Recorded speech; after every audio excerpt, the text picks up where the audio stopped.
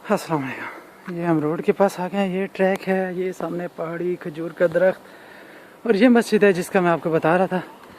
Road के right side ये bike की गाड़ी है। और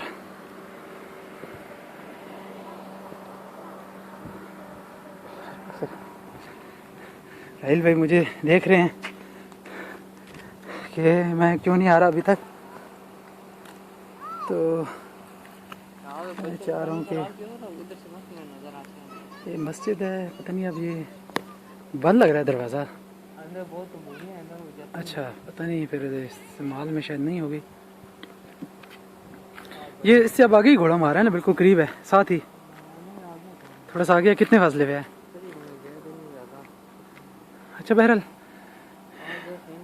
करीब ही होना चाहिए, जैसे कि मालूमात ली थी ना।